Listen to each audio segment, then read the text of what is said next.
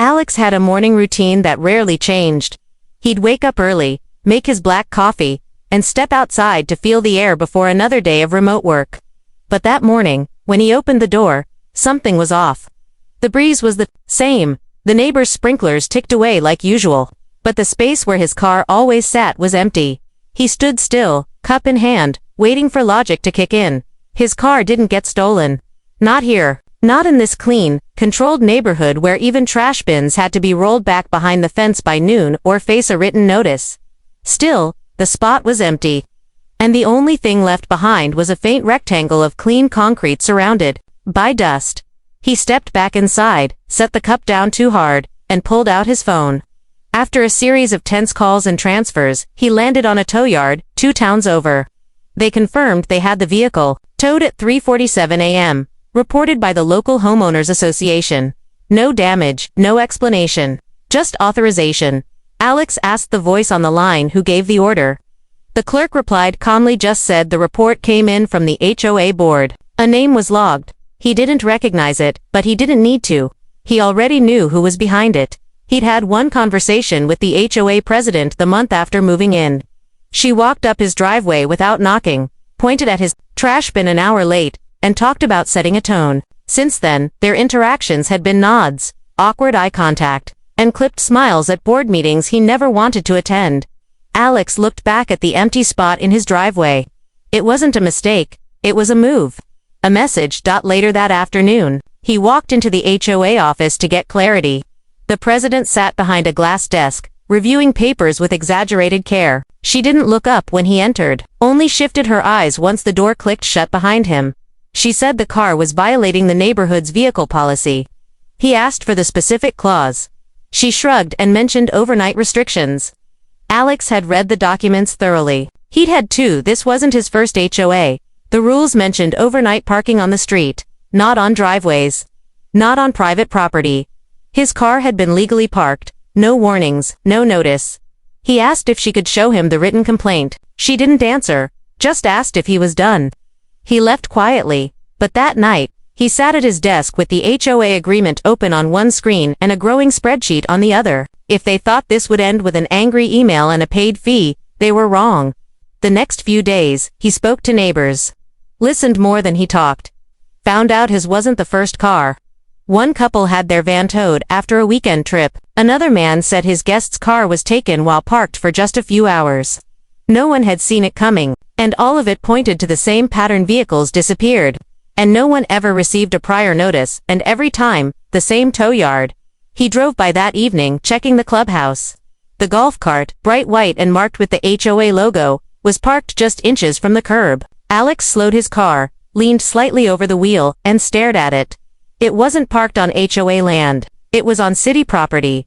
He didn't smile. Not yet, but something changed in his eyes. This wasn't about a missing car anymore. It was about drawing a line and making sure the next move was his. The following morning, Alex sat across from a former HOA board member at a diner just off the highway. He hadn't told anyone he was meeting her, not even his neighbors. Her name was Linda, and she had resigned quietly the year before, citing personal conflicts. But now, face to face, she was more direct. "They've been using that clause like a net," she said, stirring her tea without drinking it. "It was meant for long-term street parkers and junk vehicles. But ever since Blevins became president, it's been twisted." Alex showed her the towing report for his car. She nodded without surprise. "Let me guess," she said. "No citation, no warning, no photo proof." He shook his head. She went on to explain how the board hadn't approved a change to the policy, but the president had developed an informal system, one that wasn't documented anywhere officially but was enforced with the backing of a private towing company that seemed to answer only to her. "She doesn't send warnings because that leaves a trail," Linda said, "but the tow company gets a list every month. Vehicles to watch for. And they tow when it's quiet." Alex leaned forward. "Who owns the towing company?" Linda hesitated. Then she reached into her purse and pulled out a faded invoice. At the bottom was a signature, and the name on the license. Same last name as the HOA president. Different first name. "Husband," Linda said quietly. "He hides behind a shell company." She pretends she doesn't know. Alex's mind raced. The pattern wasn't just petty enforcement, it was profit. Every vehicle towed was a fee collected, and residents, fearing escalation, never fought back. The HOA claimed immunity, and the tow company, officially unaffiliated, operated in the shadows. It was an ecosystem of quiet extortion, and he had just become its latest victim. That evening, he returned to the neighborhood with a different sense of purpose. It wasn't just about getting even. It was about exposing the web. He started by filing a formal written request to the HOA board, demanding to see the towing agreement. He knew it would be ignored, but filing it was step one. The second step was more subtle. He began logging everything: dates, vehicle locations, HOA responses or lack thereof. He mapped out where the golf cart was parked each night. He noticed it wasn't just parked near the clubhouse. Sometimes it was left near the pool entrance, other times right on the curb near Blevins' house, always on public streets. Every time, it violated the same parking rules they used to justify his tow. By the end of the week, he had compiled enough data to show a clear double standard. Then, the notice arrived, a folded letter in his mailbox, signed by the HOA. It accused him of disruptive behavior and warned him that further complaints could result in community discipline. A phrase left intentionally vague. He read it twice, folded it carefully, and slid it into a drawer. Outside, the golf cart was parked halfway across a fire hydrant. He didn't call anyone that night. He simply watched it, engine off, from behind his curtains. He knew what came next. It was no longer about parking, not about bylaws. It was about leverage. And the only way to break their grip was to turn their own rules into a weapon. But first, he had to bait the trap. Alex changed nothing about his daily habits on the surface. He still waved at neighbors, still jogged 3 mornings a week, still parked his car neatly in the driveway like nothing had happened. But every evening, after the sun dipped behind, the rooftops and porch lights flicked on across the neighborhood, he took out his notepad. He didn't use cameras, not yet. He wanted observations that couldn't be dismissed as doctored footage or misinterpretation. Instead, he wrote down everything. When the HOA golf cart moved, where it was parked, who drove it, whether it was left on public property, if anyone seemed to be watching him. By the 5th night, he'd documented that the cart had been parked on the sidewalk near the clubhouse 3 nights in a row. One night it was directly in front of a fire hydrant. Twice, it blocked mailboxes. And yet no notices, no citations, nothing. On the 6th night, it was left in front of the same unit where an elderly man had been fined last month for having an unauthorized garden hose hanging in plain sight. Alex remembered seeing the violation taped to that man's door. But the cart, no ticket, no warning, not a word. The hypocrisy wasn't subtle. It was systemic. The HOA's weapon wasn't rules, it was selective enforcement. The moment someone stepped out of line, the bylaws came down like a hammer. But those in power, they were exempt.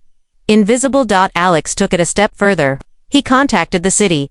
He kept his tone neutral, simply asking for clarification about whether HOA vehicles parked on public streets were subject to municipal code. The clerk confirmed, all motorized vehicles, regardless of ownership, must adhere to city parking ordinances. That included clearances around hydrants, sidewalks, and mailboxes. There were no exceptions for golf carts with a logo. He asked if there was a way to report repeat violations. There's an online portal, she said, but if it's chronic, you can submit photos and request a municipal review. He didn't mention the HOA by name. Not yet, but the path was now open. The next day, he noticed something new. A young man parked across from his house in a silver sedan. Same car showed up the day after, too. The man never left the car. Just sat there, windows cracked, sometimes looking at his phone, sometimes not. The plate was out of state. No HOA decal. No reason to be there. Alex noted the time. 2 hours parked. The third day, it was 3. That evening, he circled around and walked past the sedan with his phone recording discreetly. The man looked up, nodded politely. No recognition. No expression. Back home, Alex searched the plate number online through a public lookup service. It was registered to a business address, one linked to property management services. The name wasn't familiar, but it wasn't random either. Someone was watching him now. He thought about stopping, just letting it go. But the quiet threats, the vague letters, the watchers parked outside, they weren't trying to win an argument. They were trying to make him disappear without lifting a finger. That night, the golf cart was parked on the corner of Sycamore and Lark, directly beneath a sign. no parking fire lane. He took a picture. Then he took another. He didn't submit it. Not yet, but the folder on his desktop had a name now. cartlog_proof. And while the HOA watched him, he was watching something else. A weak point, a gap in their arrogance. He just needed one more piece before he made his move. It was 3 days before Alex made his first real move. 3 days of waiting, watching, and pretending nothing had changed. But behind the quiet exterior, everything had. The man in the silver car hadn't returned. Maybe the HOA figured they'd done enough. Maybe they thought the warning letter would keep him in line. Or maybe they believed no one had the patience to fight them the way they operated. Slow, quiet, relentless, but they underestimated just how deep Alex's resolve had sunk. On Thursday night, Alex found the cart exactly where he wanted it, parked sideways along the curve of Magnolia Street. 2 tires up on the sidewalk, the other 2 nearly kissing the edge of a neighbor's lawn. This wasn't just another casual violation. It was an invitation. Alex walked past it once, glanced around, and then disappeared behind a row of hedges. He took 6 photos, wide angles, close-ups, the sidewalk obstruction, the painted curb, the city sign just 10 feet away. And this time, he also filmed a short clip of the cart's condition: no driver, keys left hanging, wheels tilted. A perfect record. He didn't go home right away. Instead, he drove to the edge of town, to a towing company he'd found through a contact online. Unlike the one the HOA used, this one was municipal certified, independent, and located outside the neighborhood's network of influence. He asked a simple question at the front desk. If a private golf cart is blocking a sidewalk on city property, can it be legally towed? The man behind the desk smirked. If it's on public right-of-way and violating city code. Absolutely. Got proof. Alex placed the photos on the desk. The man whistled softly. Looks like a textbook pickup. Give me the address. I can have a driver there tonight. Alex hesitated. Just make sure it's documented. That night, while most of the neighborhood slept and porch lights buzzed quietly, a tow truck rolled slowly through Magnolia Street. There were no sirens, no flashing lights, just a clink of chains, the quiet hum of hydraulics, and then silence. By sunrise, the spot where the cart had been was clean. No tire marks, no note, just empty curb. Alex waited. He expected chaos by mid-morning. What he didn't expect was how fast the pressure would rise. At 10:03 a.m., his doorbell rang. 2 firm knocks. He opened the door to see the HOA vice president, an older man with thinning hair, and an uncomfortably forced smile. "We're looking for the community cart," he said, tone casual but eyes scanning every inch of Alex's face. "Any chance you saw anything strange last night?" Alex kept his posture relaxed. "I was asleep most of the night," he said. "Didn't hear anything." The man nodded slowly. "Strange, it was left right near here. I remember it being parked across the fire lane," Alex added, almost as an afterthought, figured someone would handle it eventually. The vice president shifted slightly. "Do you have any cameras? Ring doorbell? Anything like that?" Alex shook his head. "Nope, never got around to installing one." There was a pause. A long, searching silence. "We'd appreciate it if you kept an ear out. These carts aren't cheap, I'm sure. The city's towing department keeps good records," Alex said evenly. The man smiled again, but it didn't reach his eyes. "We'll be in touch." As the door clicked shut behind him, Alex felt the shift. They didn't know for sure, but they were suspicious, and that meant they were nervous.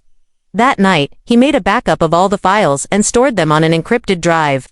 Then he printed copies, photos, documents, policy quotes, and sealed them in an envelope marked HOA, abuse backup. He slid it into his fireproof lockbox. Because the next part wouldn't be quiet, it would be public, and once it started, there'd be no turning back. Saturday morning brought a stillness that felt unnatural. The usual buzz of dog walkers and distant lawnmowers was missing. The clubhouse parking lot, normally filled with HOA volunteers in polo shirts arranging folding chairs for the weekend event, sat empty. Alex sat at his kitchen table, sipping coffee, watching the HOA community page on his laptop. Every few minutes, he refreshed the screen. And just after 9 a.m., the first post appeared. "Golf cart stolen. If anyone saw anything suspicious last night, contact the HOA immediately." The replies came quickly. A few neighbors expressed concern. Others asked how a vehicle could go missing in a place so heavily monitored. But buried in the middle of the thread was a comment that stood out to Alex more than anything else. Why was it parked on the sidewalk again? It got a few likes before the admin turned off comments. He leaned back, satisfied. The HOA hadn't expected that question, and it wouldn't be the last. Later that afternoon, Alex printed out 2 full-color packets, one for the County Code Enforcement Office. The other, heavier, was addressed to the HOA Oversight Department for the state's Housing Authority. Inside were photographs, public codes, highlighted in neutral ink, a copy of the towing company's business registry, and 3 anonymous statements from neighbors who'd had similar issues. No accusations, just facts. He didn't sign his name. He didn't need to. By Monday, word had started to spread in the neighborhood. Not officially, there were no emails, no letters from the board, but whispers carried through driveways and fences like wildfire. Someone had reported the HOA. Someone had turned the tables. That evening, Alex received a plain envelope on his doorstep. No stamp, no name, just a folded notice with a printed warning. This is your second violation for disruptive conduct. Further behavior may result in legal action. There was no explanation. No code cited. Just the warning. He read it twice, then slipped it into the same lockbox where everything else lived now. The following day, he made his move at precisely 6 p.m. Just as the monthly HOA meeting was set to begin, Alex walked into the community clubhouse. He wasn't on the agenda. He hadn't RSVP'd to speak, but he took a seat in the second row, silent, expression calm. Around him, the board members adjusted their microphones. The president, Blevins, hadn't made eye contact with him, but her posture was tight, forced. Something in her smile was missing. The meeting opened with the usual preamble. Upcoming garden contests. The summer picnic. Then came the open forum. Alex stood. The room went quiet. The board froze. He didn't raise his voice. He didn't accuse anyone by name. He simply asked one question. Can the board clarify which specific code justifies towing a car from a private driveway without prior written notice? A murmur spread across the chairs. Blevins shuffled her papers. That question is outside the scope of tonight's agenda. It concerns the homeowners directly, Alex replied, especially since multiple vehicles have been towed recently without proper warning. And the rules and the bylaws don't seem to support those actions. The vice president cleared his throat. That's under review by legal counsel. Would that include the HOA's towing contract being held through a business that shares a surname with this board's president? Now the murmurs turned into gasps. Someone dropped a pen. Chairs shifted. Blevins' hand tightened around her pen until her knuckles turned white. She stood. We are not discussing private family matters here. I'm not discussing families, Alex said. I'm discussing conflicts of interest and potential misuse of power. But I'm happy to submit everything I've found to the county for further clarity. He sat back down. No one spoke for several seconds, and then, one by one, a few hands in the crowd started to clap. Quietly at first, then louder. The board didn't adjourn the meeting. They simply ended it, and walked out. The clubhouse lights went out minutes after the board disappeared behind the side door, leaving the rest of the attendees sitting in stunned silence. No closing remarks. No explanations. Just silence and exit. Alex didn't move. Neither did the others. Something had shifted, and they all felt it. Outside, the wind had picked up, rustling through the hedges like it was clearing space for something. Overdue. By morning, the whispers had grown teeth. 2 homes down. An elderly couple who had once been too afraid to speak out waved Alex over. They'd just found out their vehicle had been towed 2 months earlier based on a noise complaint that never happened. They showed him the letter. It looked familiar, generic, vague, lacking any citation. A few houses over, a mother of 3 admitted she'd been forced to pay over $200 in fines for exterior clutter because her kids left bikes on the lawn. No warnings. No appeals allowed. Alex asked if she'd be willing to share that in writing. She nodded before he even finished the sentence. Over the next few days, messages started arriving in his inbox. Neighbors, who had watched from the sidelines, now wanted in. They'd started noticing things. Paperwork that didn't match. Conversations shut down before they started. Policies changed without voting records. Fines that always seemed to benefit the same few names. Alex compiled everything. Organized it into folders, dates, incidents, photos, statements.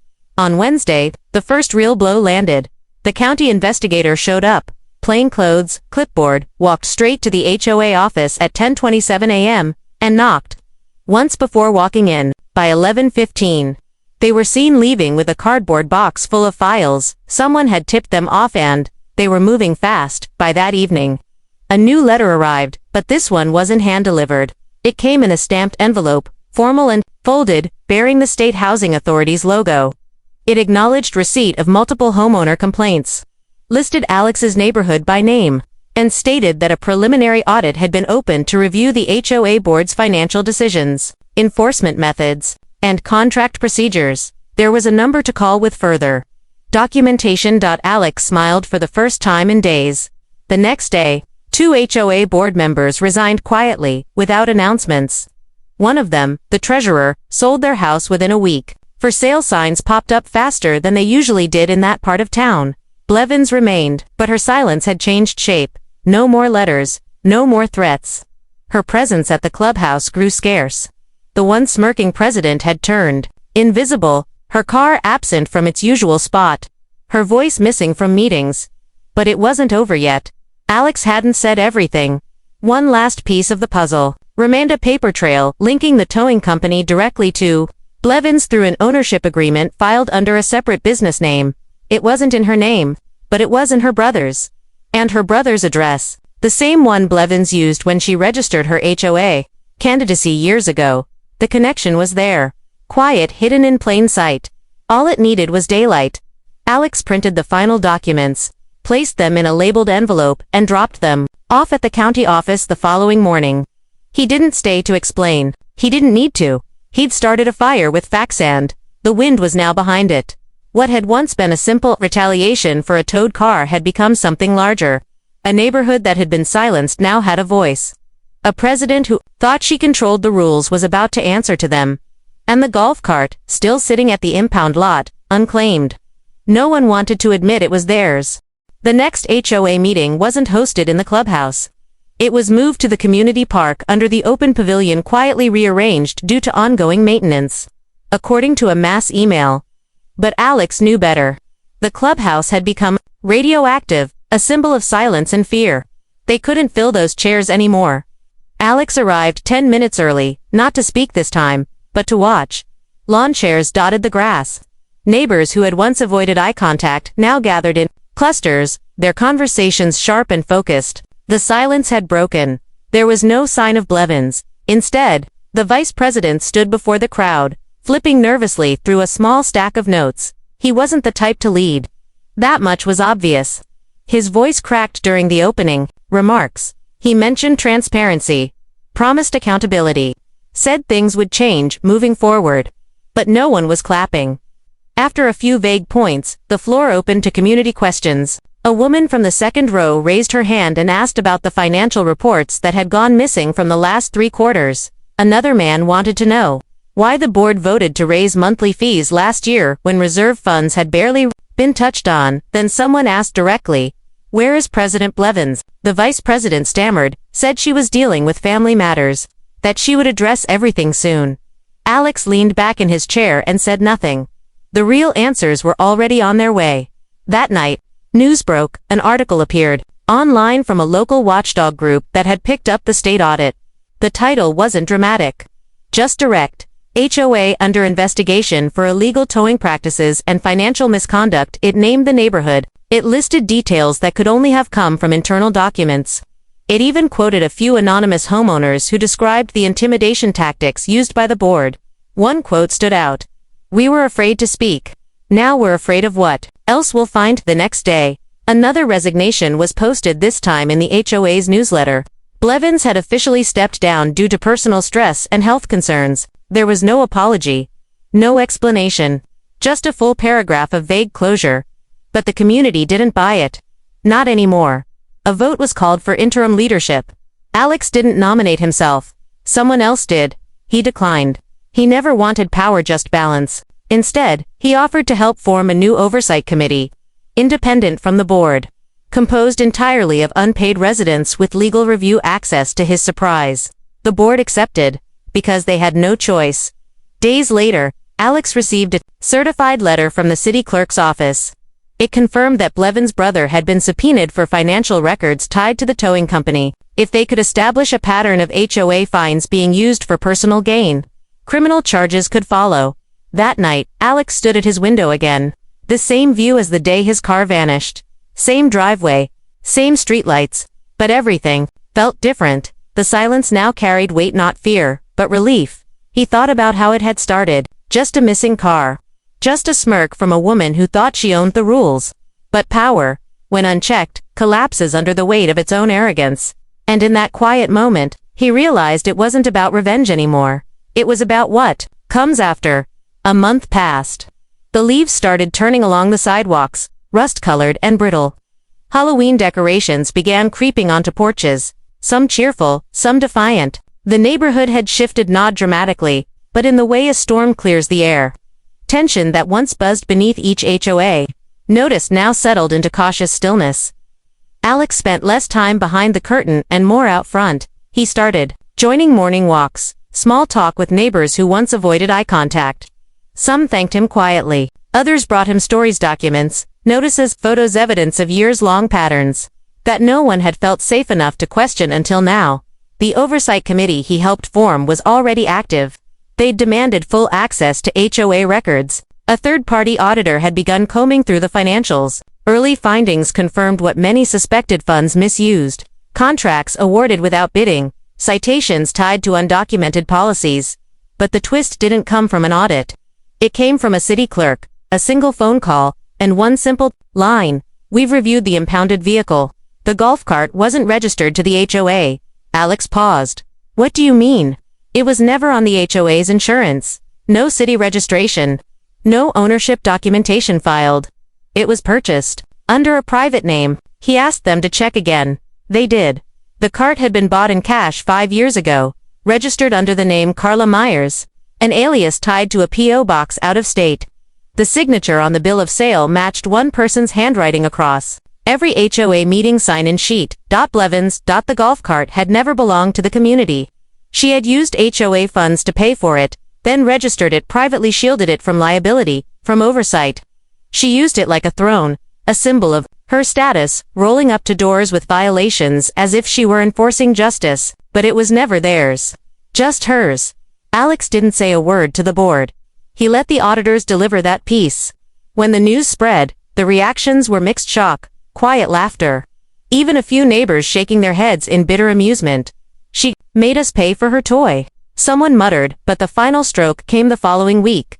The city auctioned off the cart. It was a quiet affair. No one from the HOA attended.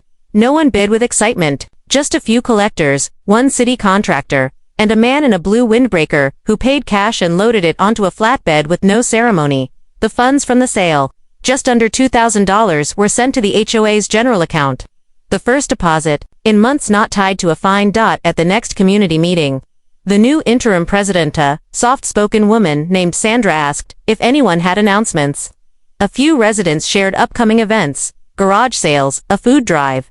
Then Sandra looked over the crowd and asked, would anyone like to discuss the matter of reimbursement for wrongful towing? Silence. Then Alex stood. He held up a small envelope. Inside was a receipt. One tow, paid in full. One driveway car, taken without warning. "I'm not here for the money," he said. "I just want a motion to approve a rule. No vehicle, ever, again, will be removed without proper process. A written notice, a warning, and the homeowner's right to respond." Black and white. Someone seconded the motion before he could sit down. It passed unanimously. As the meeting adjourned, Alex stepped outside and took a slow breath. The clubhouse lights hummed quietly behind him. No more watchers. No more vague threats. And the driveway.